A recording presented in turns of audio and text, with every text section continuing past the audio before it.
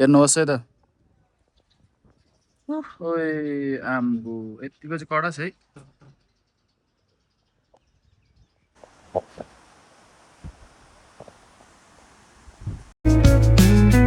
Morning सबैलाई त्यही हो, सधैँको जस्तो आज पनि ढिलो उठिहाल्यो हो। यहीँ 10 बज्न आँट्यो।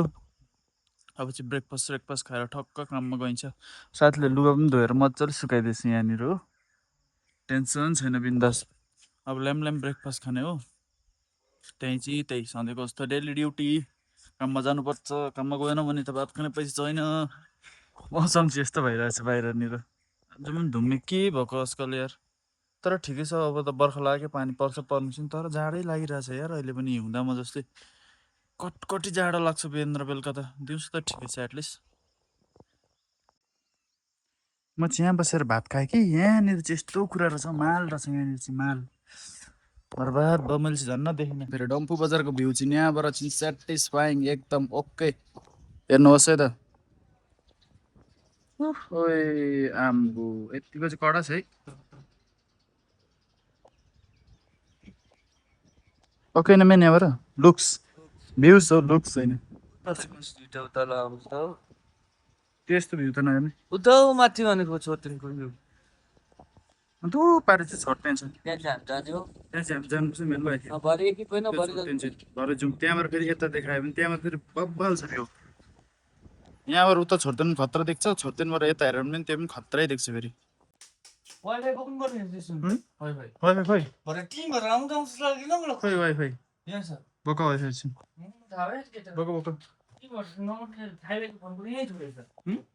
हामीले ठिकै गर्नु चाहेन यहाँ त। अब चाहिँ हामी हल्का काम छ भएर दोकानमा चाहिँ अघि आइपुग्यो। अब हल्का काम छ, अब काम गरेर आज चाहिँ रमाइलो गर्ने अरे केटाहरू। रमाइलो गर्न भने जाउँ न त भनेको नि त। अब चाहिँ हिँड्नु आँट्यो यहाँबाट ब्याग स्याग बोकेर हो। काम पनि छ अलिकति, काम पनि गऱ्यो। त्यहाँतिर चाहिँ स्विमिङ हान्नु जानु, डाइभ हान्नु खोलामा हो मेन।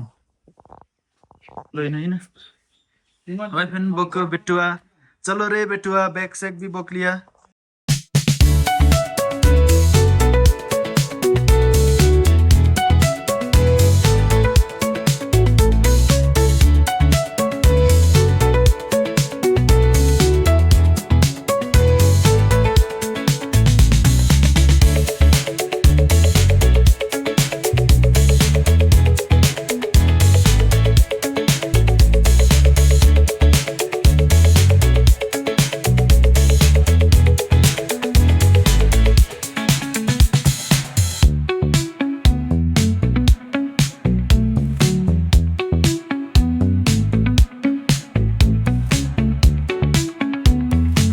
अलिस पनि फाइनली हामी घरमा पनि आइपुग्यो हो। साथै यहाँ लुगा लगाएको छ, लुगा धुनु परेको छ। बुढी चाहिँदैन आजकल चाहिँ वासिङ मेसिन। पहिला चाहिँ लुगा धुनु बुढी चाहिन्छ बेगर भन्थ्यो, अब त बेगर ल्यायो भने लुगा त वासिङ मेसिन आइहालेको छ। घन्टा बेगरिस घन्टा केटा तैँले अब